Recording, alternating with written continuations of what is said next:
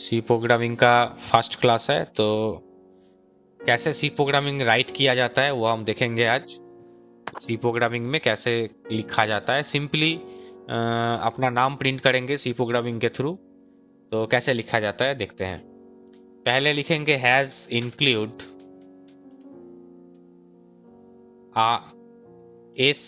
stdio.h। उसके बाद और एक लाइन लिखेंगे हैज इंक्लूड ponyo.h। तो ये दो लाइन पहले लिखना पड़ेगा। ये दो लाइन क्या है? पहला जो लाइन है हैज इंक्लूड stdio.h। std का पूरा नाम है स्टैंडर्ड, io का मतलब है इनपुट आउटपुट, डॉट h ये h एक्सटेंशन नेम है। जैसे कि नोटपैड का एक्सटेंशन नेम होता है डॉट txt, ms पेंट का एक्सटेंशन नेम होता है डॉट bmp। ठीक उसी तरह ये हेडर फाइल है और हेडर फाइल का भी एक्सटेंशन नेम होता है। तो यहाँ पर जो हेडर फाइल है उस हेडर फाइल का एक्सटेंशन नेम है डॉट h। डॉट h का मतलब है हेडर फाइल, मतलब stdio.h एक फाइल है जिसको हम इंक्लूड किए, जिसको हम कॉल किए मेरे लैंग्वेज में। उसके बाद लिखा हुआ है इंक्लूड हैज इंक्लूड conio.h। यहाँ पर con कॉन का पूरा नाम है कंसोल और io का मतलब है इनपुट आउटपुट, और ये भी एक हेडर फाइल है। ये दो हेडर फाइल पहले ही मुझे इंक्लूड करना पड़ा, और भी हेडर फाइल रहेगा string.h, math.h, और भी हेडर फाइल लेके हम लोग काम करेंगे। लेकिन फिलहाल यही दो हेडर फाइल मेरा ज़रूरत है। बाकी हेडर फाइल जब बाद में ज़रूरत पड़ेगा तो बाद में वो सब हेडर फाइल लेके काम करेंगे। ये दो header file basic header file है जो मेरा ज़रूरत है। अब मुझे जानना होगा ये हेडर फाइल का ज़रूरत क्यों है। क्योंकि हम लोग प्रोग्रामिंग में क्या करेंगे, प्रोग्रामिंग में हम लोग इंस्ट्रक्शंस का यूज़ करेंगे। जैसे कि हम लोग इंस्ट्रक्शंस देते हैं घर जाओ, ये चीज़ लेके आओ, उधर बैठो, इधर बैठो, इस तरह से हम लोग इंस्ट्रक्शन देते हैं स्टूडेंट्स को। और हम लोग जितना भी काम करते हैं वो इंस्ट्रक्शन के बेस में करते हैं। विदाउट इंस्ट्रक्शन हम लोग कुछ नहीं करते।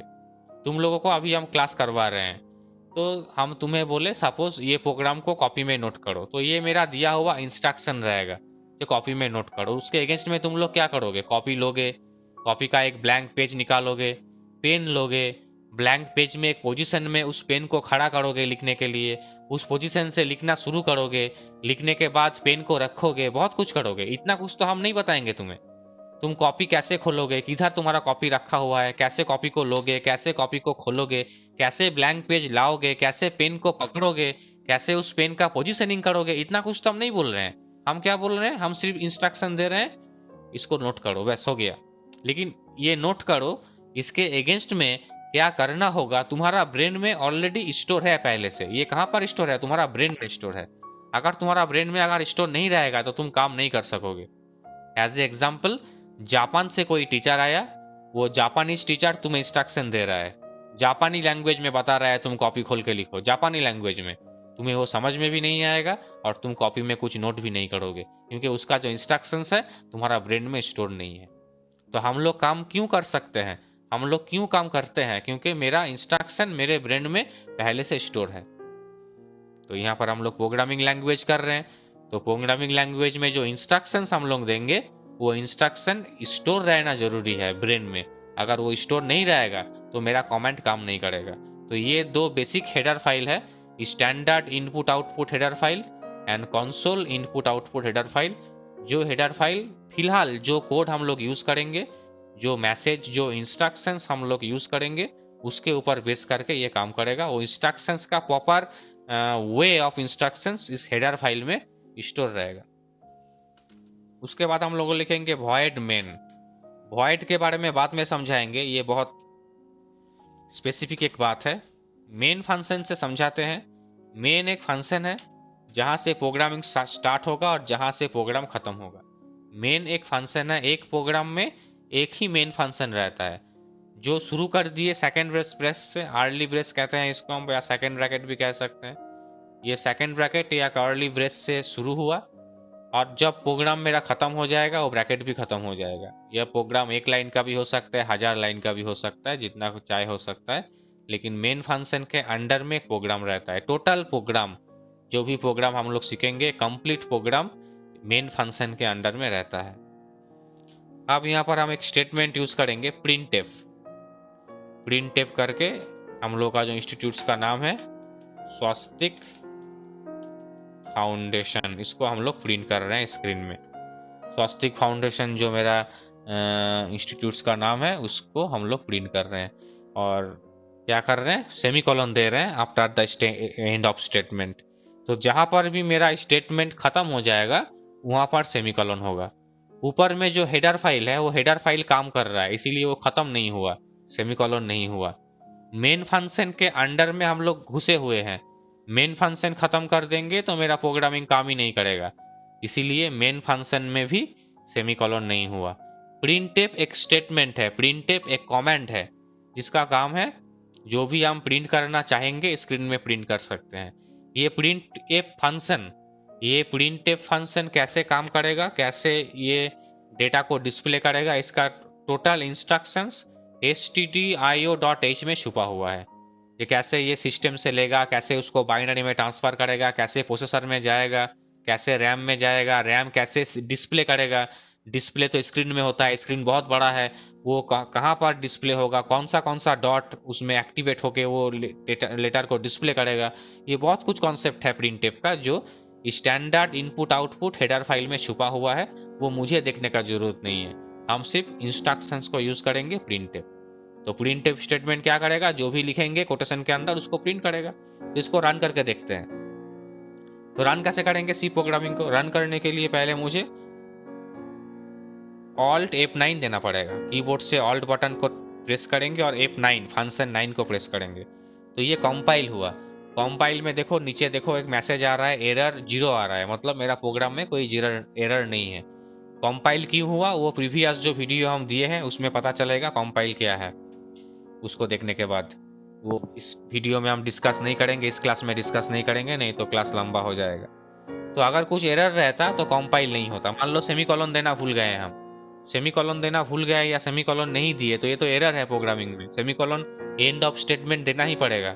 तो इस अवस्था में अगर हम ऑल्ट F9 करते हैं, कंपाइल करते हैं, तो देखो दो एरर उठ के आ रहा है नीचे, एरर 2 बता रहा है, क्योंकि उस वो वाला लाइन एंड उसके बाद में जो ब्रैकेट क्लोज किया हुआ है वो दोनों लाइन का मतलब उसको समझ में नहीं आ रहा है। और यहाँ पर मैसेज भी दे रहा है ये स्टेटमेंट मिसिंग सेमीकोलन, सेमीकोलन नहीं है वो, ये मैसेज भी दे रहा है। तो मुझे पता चल गया मेरा लाइन में सेमीकोलन नहीं है जहाँ पर देना था, तो वहाँ पर हम सेमीकोलन दे दिए। उसके बाद वापस Alt F9 कीबोर्ड से कर रहे हैं, कंपाइल कर रहे हैं, तो देख रहे हैं मेरा प्रोग्राम में कोई एरर नहीं है।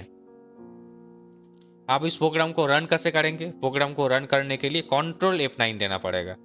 कंपाइल करने के लिए हम लोग Alt F9 का यूज किए थे, प्रोग्राम को रन करने के लिए हम लोग Ctrl F9 का यूज करेंगे।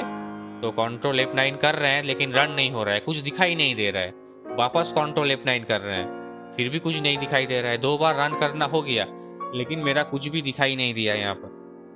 तो अब हम क्या किए, वापस Ctrl F9 किए 3 बार, फिर भी कुछ दिखाई नहीं दिया। क्यों नहीं दिखाई दिया, क्योंकि रन करने के बाद उसका जो आउटपुट स्क्रीन है, आउटपुट स्क्रीन मेरे सामने आ रहा है।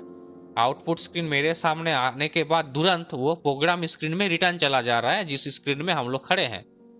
तो आउटपुट स्क्रीन स्टे नहीं कर रहा है, आउटपुट स्क्रीन आ रहा है, आने के बाद तुरंत भाग जा रहा है, स्टे नहीं कर रहा है। आंखों के पलक झपकने से पहले वो भाग जा रहा है।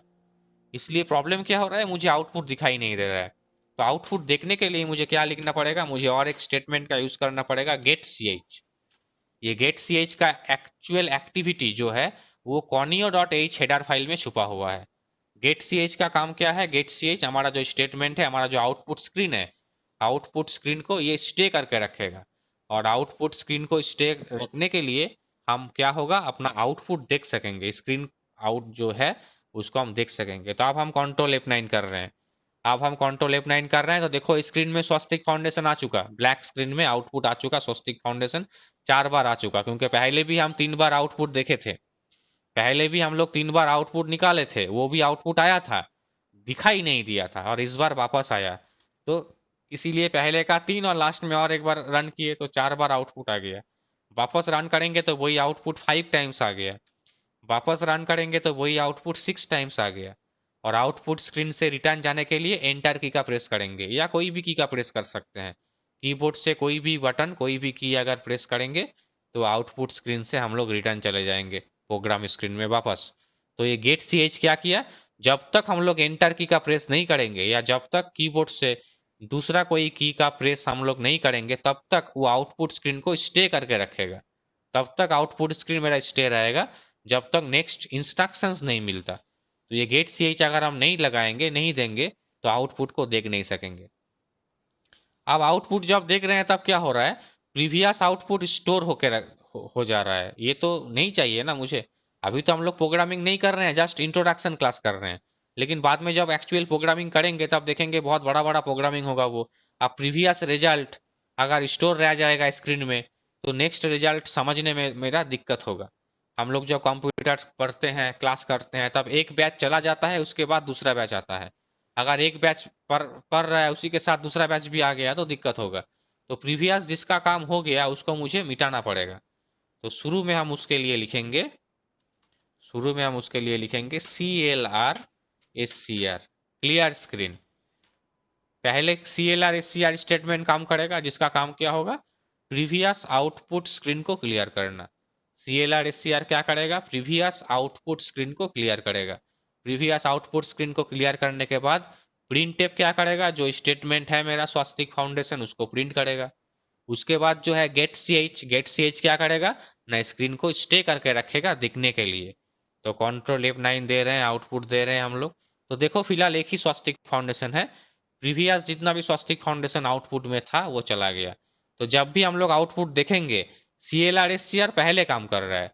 अगर CLR SCR को गलती से बाद में लिखेंगे तो आउटपुट आएगा और उसको मिटा भी देगा। तो इसीलिए CLR SCR पहले लिखना पड़ता है। पहले CLR SCR लिखेंगे, क्लियर स्क्रीन स्टेटमेंट।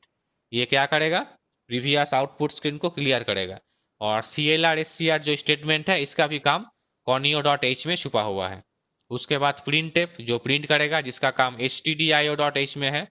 और उसके बाद गेट सी एच जिसका काम वापस conio.h में हेडर फाइल में छुपा हुआ है। तो जब हम लोग रन कर रहे हैं इसलिए सिर्फ ओनली एंड ओनली जो स्टेटमेंट है मेरा, वही स्टेटमेंट मेरा प्रिंट हो रहा है। स्वास्तिक फाउंडेशन जो भी लिखेंगे वही प्रिंट होगा। कुछ भी लिख सकते हैं, कुछ भी स्पेलिंग मिस्टेक कर सकते हैं, कैपिटल लेटर में, स्मॉल कैप्स में, कोटेशन के अंदर जो भी लिखेंगे वही आउटपुट में आएगा। इसका कोई मतलब रूल्स रेगुलेशंस नहीं है। प्रोग्रामिंग में बहुत सारा रूल्स एंड रेगुलेशंस होता है, जितना आगे जाएंगे उतना सीखेंगे। जैसे कि ये जो कमेंट है, कमेंट केस सेंसिटिव है। प्रिंट टेप का पी अगर कैपिटल कर देंगे या कोई भी की अगर यहाँ पर कैपिटल में लिख देंगे तो ये मेरा आउटपुट स्क्रीन में आएगा ही नहीं। आउटपुट में आने के लिए कमेंट को सही तरीका से लिखना पड़ेगा, जैसा है वैसा ही लिखना पड़ेगा, केस सेंसिटिव है। लेकिन कोटेशन के अंदर जो लिखते हैं वो केस सेंसिटिव नहीं है। कोटेशन के अंदर जो लिखते हैं वो सिर्फ आउटपुट के लिए है। वो आउटपुट हम जो भी लिखेंगे उसी का आउटपुट आएगा। कोटेशन में जो भी लिखेंगे वही मेरा डिस्प्ले होगा। कोटेशन के बाहर कब लिखेंगे, कोटेशन के बाहर लिखेंगे जब मैथमेटिकल इक्वेशन मेरा होगा, तब उसको कोटेशन के बाहर लिखना पड़ेगा। जैसे कि हम लिखेंगे, कोटेशन के बाहर हम लोग लिखते हैं यहाँ पर 10+12, कोटेशन के बाहर है ये 10+12। इसको अगर रन करेंगे इसका आउटपुट नहीं आएगा क्योंकि ये इंटीजर में प्रिंट होने वाला है। और सी प्रोग्रामिंग में इंटीजर में प्रिंट करने के लिए इंडिकेशन देना पड़ता है जो है %d। %d कोटेशन के अंदर लिखेंगे जो है indication of integer type of data. Data क्या है वो आएंगे बाद में समझा रहे हैं हम। तो अभी जस्ट मुझे जानना पड़ेगा, जहाँ कुछ इंटीजर अगर प्रिंट करेंगे, कुछ डिजिट अगर प्रिंट करेंगे तो मुझे %d देना पड़ेगा डिजिट प्रिंट करने के लिए।